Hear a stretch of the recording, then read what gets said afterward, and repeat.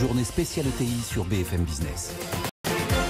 Midi 23 sur BFM Business, oui, journée spéciale ETI depuis ce matin. On va parler un petit peu de la situation des ETI avec Christine Jacquelin qui est avec nous. Bonjour Christine Jacquelin, bonjour.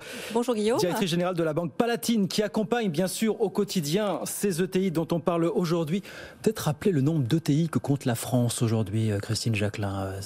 Alors la France comporte 5400 ETI. 5400 ETI. Et une ETI, c'est une entreprise qui comporte entre 250 et 5000 salariés. C'est ça. Vous nous rappelez que malheureusement aujourd'hui on est en retard par rapport à nos voisins européens en la matière. Hein. Alors on a l'habitude de nous comparer généralement avec l'Allemagne, oui, qui a 12 000 ETI. 12 000, oui.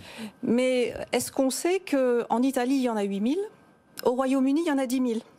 C'est ça. Donc effectivement, la France a un gros retard en matière d'ETI. On a un retard, mais les chiffres que vous nous accordez aujourd'hui, alors c'est le baromètre de la Banque Palatine et du METI, hein, du financement des ETI, qui nous montrent que finalement, ces ETI, elles en ont sous le pied et qu'elles ont de l'ambition. Déjà, on va regarder un petit peu, on va donner peut-être un chiffre ou deux sur la trésorerie, je vais vous laisser peut-être nous donner un chiffre ou deux. 59%, vous les avez interrogés en février 2020, en mars 2020. Juste avant le dernier confinement, effectivement. Juste avant le dernier confinement. 59% d'entre elles vous disaient « j'ai un chiffre d'affaires en février 2021 stable » ou en amélioration par rapport à la même période de l'année 2020. Elles en ont sous le pied, ces ETI. C'est ce que ça veut dire, Christine, fondamentalement, hein. 60% des ETI ont retrouvé un business normal, voire supérieur. Oui. Ce qui est aussi très encourageant, c'est que grâce au pouvoir public, oui, qui en 2020 ont fait une chose vraiment extraordinaire, ils ont sauvegardé la trésorerie de nos entreprises. Oui. Oui. Avec les prêts garantis par l'État, Palatine en a distribué 1,4 milliard. Les reports d'échéances de crédit, les échéances fiscales et sociales. Et donc, on a sauvé le plus important pour une entreprise, c'est leur trésorerie, et ça se voit dans ce baromètre. Oui. Et qu'est-ce que ça veut dire du point de vue des besoins en financement aujourd'hui des ETI? Fondamentalement, là aussi, les signaux sont assez encourageants quand même. Hein. Pour les cycles d'exploitation, elles n'ont pas besoin d'avoir trop recours au court terme. Oui. Donc, en plus, 60% d'entre elles n'ont pas utilisé complètement les prêts garantis par l'État. Donc, elles en ont encore sous le pied. C'est ça. Et ce qui est important en revanche, c'est que 80% de ceux qui ont répondu ont dit qu'ils allaient poursuivre, voire augmenter les investissements. Incroyable. Ce qui veut dire qu'il va y avoir des besoins pour investir, des besoins de financement. Oui. Et là, notamment la proposition des pouvoirs publics qui vise à renforcer le capital des entreprises par les prêts participatifs. Les prêts participatifs, évidemment. C'est une excellente nouvelle dans ce contexte. Elles vont investir pourquoi? Alors, est-ce que la crise a mis en avant des besoins de mutation? Est-ce que ce sont des investissements dans la continuité ou est-ce qu'on investit pour préparer l'avenir, mais un autre avenir finalement? Qu'est-ce que vous disent les ETI aujourd'hui que vous voyez tous les jours? Beaucoup d'entre elles sont tournées vers l'international. Ouais. Et le message que je voudrais un petit peu porter, c'est que dans cette morosité ambiante en France, c'est que la reprise, elle est là. L'Asie, le Moyen-Orient, l'Afrique, l'Amérique du Nord sont en train de repartir plein pot.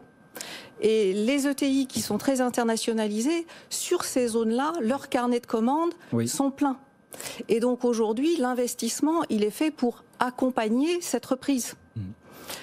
Par ailleurs, on a aussi beaucoup d'entreprises d'ETI qui sont dans l'industrie et qui ont décidé d'investir massivement dans l'innovation, la robotisation, sur lequel en France on a encore des progrès à faire. Ça tient à quoi cette résilience des ETI par rapport à des profils d'entreprises plus classiques? Comment est-ce que vous expliquez ça, vous? Beaucoup plus d'entreprises familiales, une gestion plus prudente, qu'est-ce que c'est? Ça tient à quoi pour vous? Alors déjà, pour devenir une ETI, il faut plus de 20 ans. Il faut plus de 20 ans, voilà. Et plus de 20 ans, ça veut dire pour une entreprise... C'est l'âge de raison. C'est l'âge de raison, mais c'est aussi parce que souvent, elles ont déjà traversé 2, voire 3 crises. C'est ça. Donc, j'allais dire, ce qui ne vous tue pas vous rend plus fort. C'est vrai. De ce fait, donc, elles sont plus solides parce qu'elles ont déjà traversé ces crises. Elles sont majoritairement détenues par un actionnariat familial qui investit sur la durée. Et puis, elles sont sur des activités majoritairement industrielles qui sont aujourd'hui des activités qui ont repris beaucoup plus vite que d'autres secteurs d'activité. Elles sont beaucoup plus chevronnées au fait de ces périodes un petit peu troubles. Mais comment est-ce que vous, de votre côté, vous accompagnez une ETI par rapport à une entreprise d'un type plus classique finalement?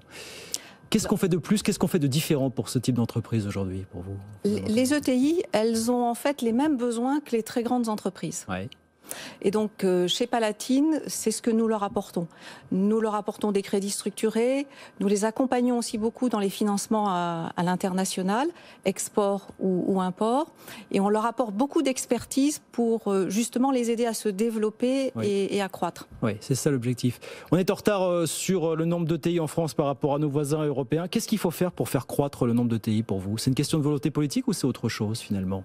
Est-ce que ça doit se jouer beaucoup plus au niveau des régions finalement, comme on le voit notamment en Allemagne? Est-ce que c'est ça en fait la clé de... Alors déjà, on a un tissu d'entreprises extraordinaire en France. C'est vrai, c'est vrai. Petite et moyenne entreprise, on a un tissu de plus de 135 000 entreprises. Donc on a un vrai vivier susceptible de devenir ETI. Oui. Moi, ce que je pense, c'est que depuis quelques années, les pouvoirs publics ont pris conscience de ce retard et essayent de créer un nouvel écosystème. On est un pays où il y a un peu trop de bureaucratie. On est un pays où il y a probablement... Je le dis de manière très soft, mais... un peu trop de fiscalité, notamment les impôts de production. On est aussi un pays où on était en retard sur le financement de l'innovation, la robotisation. Depuis 18 mois, 24 mois, les pouvoirs publics ont fait de l'émergence d'ETI une priorité. Oui. C'est déjà un point extrêmement positif. Le tout maintenant, c'est de construire un écosystème favorable à l'accompagnement des petites et moyennes vers le statut d'ETI. De transformer l'essai en quelque sorte. En tout cas, elles sont là, elles ont de la résilience, elles ont de l'ambition, ces ETI. C'est ce que nous dit ce baromètre à Banque Palatine Métis que vous nous présentez aujourd'hui. Merci beaucoup Christine Jacquelin. Merci d'être venue nous voir, directrice générale de la Banque Palatine, pour cette journée spéciale ETI sur BFM Business. Merci beaucoup d'être passé nous voir ce midi sur 60 minutes business.